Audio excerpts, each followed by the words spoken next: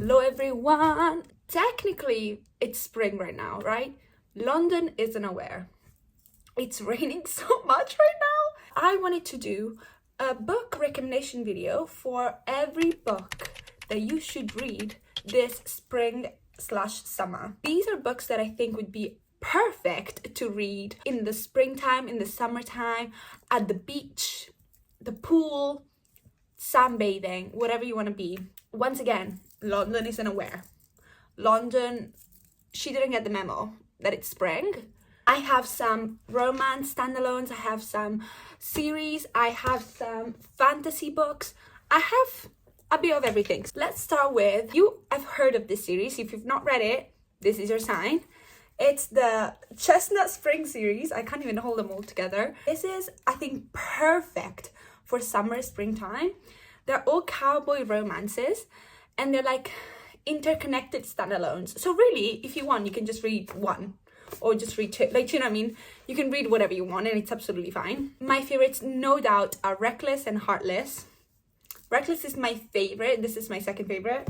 They're all very easy, quick reads that you can just like pick them up at the beach. You have all the tropes ever. You get the pregnancy trope and you're like, oh no, I don't like it. Trust me. You have the single dad, you have hockey romance, you have friends to lovers, you have enemies to lovers, you have forced proximity, you have them all. And you can see which one you think you'd like more and just pick that one up, or you could read them all, which I suggest.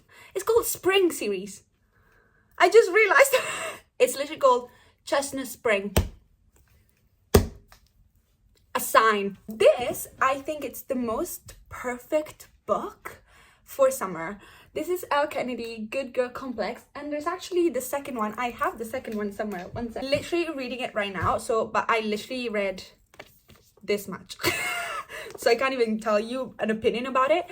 But they're both set in summer, and this is literally Outer Banks vibes, set in a beachside town called Avalon Bay, so that's why it's very summery. It's enemies to lovers, it's enemies to friends to lovers, new adult. Chestnut Spring series is new adult as well, not YA. A bit of the revenge plot going on. This is about his brother, so it's like, and I'm sure there's a third. I'm gonna put it here if I'm right, but I think there's a third book as well, and it's perfect for summer. He doesn't like the rich people. She's a rich girl, but she's a rich girl for different reasons. You should find that out. Good Girl Complex. She's a very good girl. He's a bad boy. Well, what can you want more? The next ones I'm gonna talk about, I'm gonna put them all together because they are Emily Henry's books. Now, these are not all of her books. She has these two as well. She has Happy Place and Funny Story. This is the proof copy. I know she's got proof copy, but I haven't read these two, so I cannot tell you if there are summery vibes, even though that looks very summery. But I have read these three. First of all, this is called Beach Read. Perfect. And this is called You and Me on Vacation.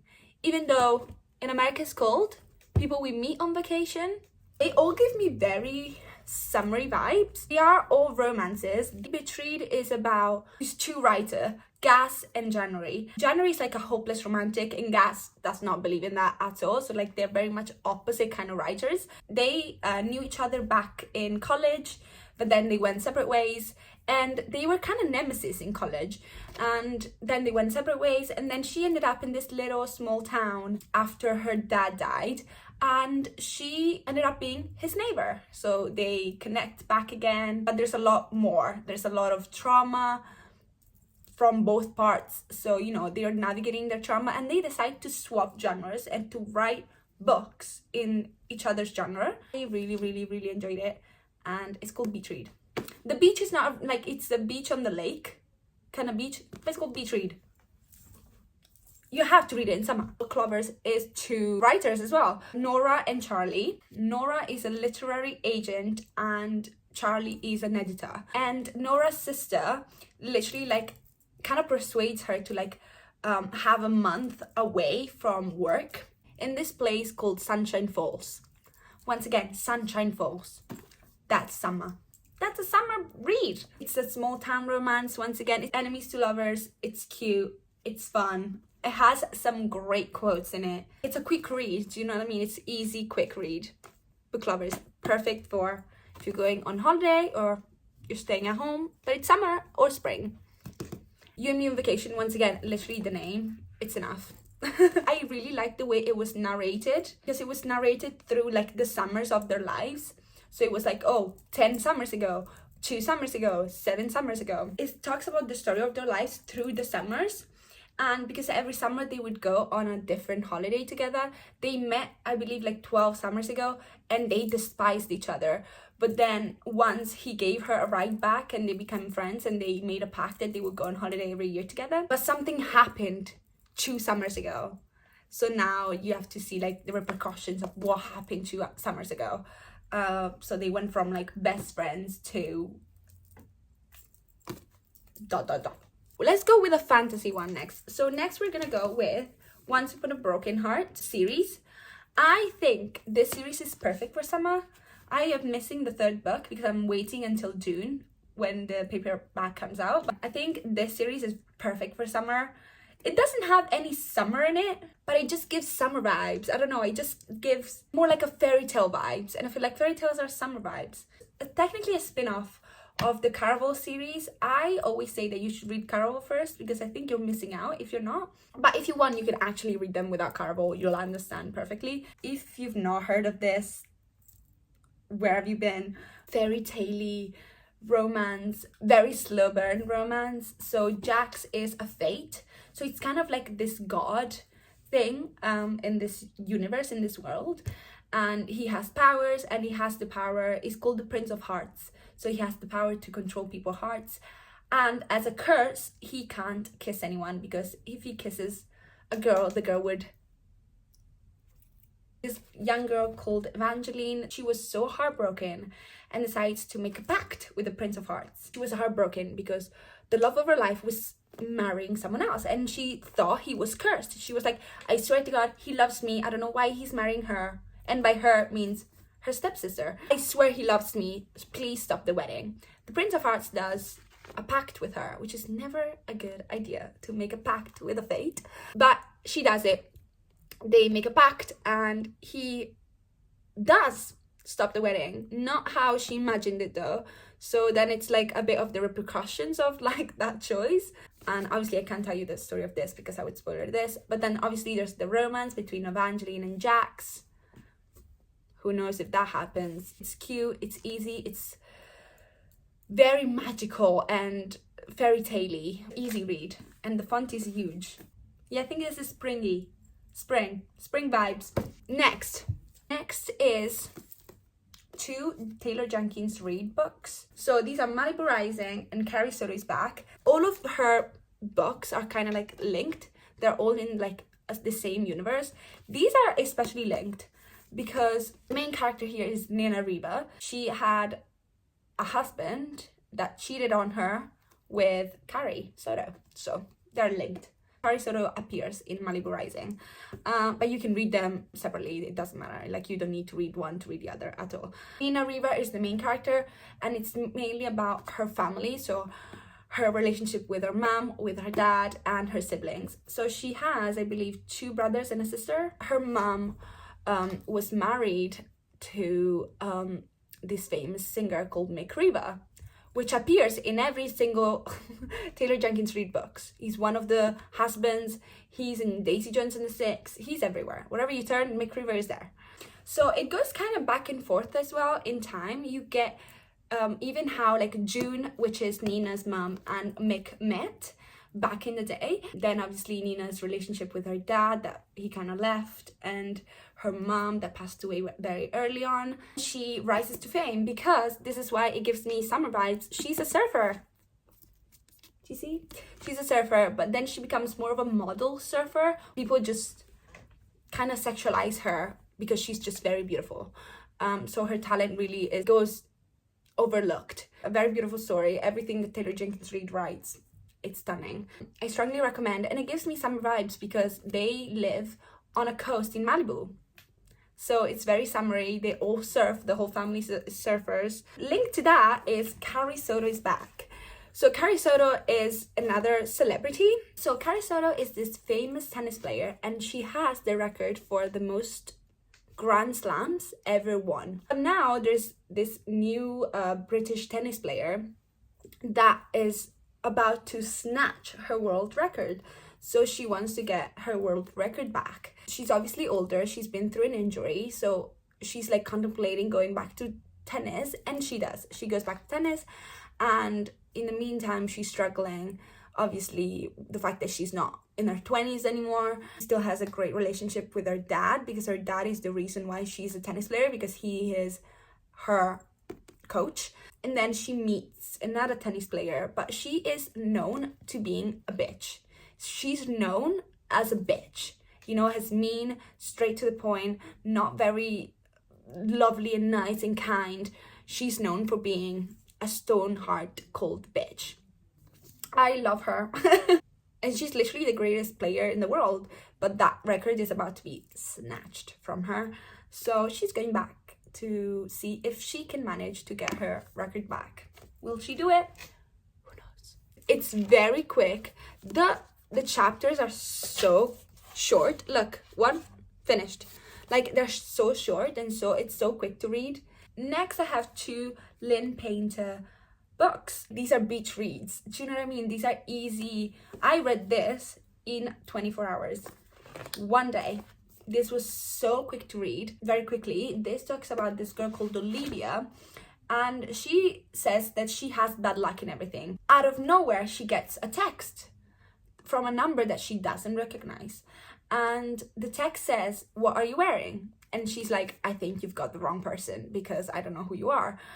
And she starts talking with this person, mystery man that she is texting to, Mr. Wrong Number. Her house situation changes for some reason, and she has to move in with her brother. Her brother has a flatmate called Colin. Guess who Mr. Wrong Number is? Brother's best friend. Brother's best friend. They dislike each other in real life, and they don't know that they're texting each other the whole time, and they're obsessed with each other by text, and they kind of can't stand each other in real life. And then he finds out that, oh my god, I'm literally texting Olivia. Like, the mystery girl that I'm texting is literally Olivia, and she lives with me. He has to make a decision. Should I tell her that it's me, or should we keep this going and see where it goes? Mr. Wrong Number is very quick, very easy, very cute. I really enjoyed this. This got me out of a reading slump. This is so fast-paced and so like entertaining. And I really like Lynn Painter's writing. And this is new adult. Now, if you're more into YA, then this comes in. This is called Better Than the Movies. I am pretty sure you've seen this online, on TikTok, on Instagram, on BookTube. You've seen this somewhere. It's a very cute YA book, and it's a high school romance. It's about 2 high school seniors, Liz and Wes. They're very cute. They're next door neighbors, and they have been kind of like bickering their whole life. They've known each other since they were kids. They grew up next to each other. It starts with them arguing over a parking spot. And Liz has a crush on this guy that came back to town called Michael. And she needs a way in. She needs to find a way to like date Michael, because she's like a hopeless romantic. She's in love with rom-coms, romance movies, like that's her thing. But Wes is very close to Michael, so she needs a way in to get to Michael. So she starts hanging out with Wes and tells Wes her, you know, her plan and stuff. But at the end, like every time, pretending becomes real. And they're very cute. It's a very cute YA, no spice, romance. Perfect for like the beach. Perfect. So that's why there's like all the famous romance movies like scenes, because she loves romance movies. Next one that I'm going to talk about, it's a series. I'm not going to grab the whole thing because it's so heavy. It's 10 books. But the next books that I'm going to talk about is the Addicted series. I read them so many years ago, I think 4 or 5 years ago. It just hits. It's like one of my favorite universes of all time. But this gives me summer vibes. I don't know why. Magnolia Parks doesn't. Magnolia Parks to me is like autumn because it's London and look at it. But this gives me summer vibes. So it's a series of 10 books. Technically, it's 2 series in one. It's the Addicted series and the Calloway Sister series. I'm gonna give you the order here, just the order that you should read them in. So the Addicted series is about Lily and Lo, and they're 2 addicts. Both of them are addicts. He is an alcoholic and she is a sex addict. They're fake dating and hiding each other's addictions. They're both very rich, part of rich families, millionaires, billionaires. They're hiding this thing because she doesn't want the world to know that she's a sex addict, and he doesn't want the world to know that he's an alcoholic. She's got 3 sisters. One is useless. She's nowhere. But the other 2, Daisy and Rose, have their own romance and their own stories and books. So there's a lot going on. It's like family drama. If you like Magnolia Parks, this is literally the blueprint of Magnolia Parks. It's family drama, it's money, it's addiction, is found family, is like romance. Definitely not YA. She's a sex addict. Getting to sobriety, getting therapy, getting fully in love, being toxic for each other. It's a lot. There's a lot of toxic, there's a lot of fake dating, there's age gap romance in the Calloway Sister series. There is enemies to lovers, there's like literally rivals to lovers. Oh, iconic. There's everything you need in life. And talking about this, if you've read this and you feel the void of it, there is 2 more series that I think they're perfect for summer as well. There's the Bad Reputation Duet, which is 2 books about another couple that you meet in the 4th book. And then there's the Like Us series. I haven't finished it. I only read the first 3 books. I'm reading it right now. I'm in the middle of it. It's about their kids, all of these couples' kids. You have so many books in this universe that they never end, because the Like Us series is 13 books. So you have 25 books in this universe, and they're making more because they're doing some for the Cobalts. So they're never ending, and it's incredible writing, and they're perfect for summer. They give summer vibes because they're rich, so they go on holiday all the time. Last but not least, I got Red, White and Royal Blue. I think this is the perfect beach read. I don't know why. Once again, it doesn't really talk about summer. This is like the perfect book to read on the beach. Like, it's perfection. I think it reminds me of summer because 1, I read it in summer, and 2, the movie last year came out in summer. So I was obsessed with it during the summertime. So this is about Alex, who is the son of the President of the United States, and Henry, who's the Prince of England, and is their love story. Them meeting years ago and being enemies, another enemies to lovers. It's my favorite trope, what can I do? It's so cute. It has some of the best lines ever. I absolutely adored it.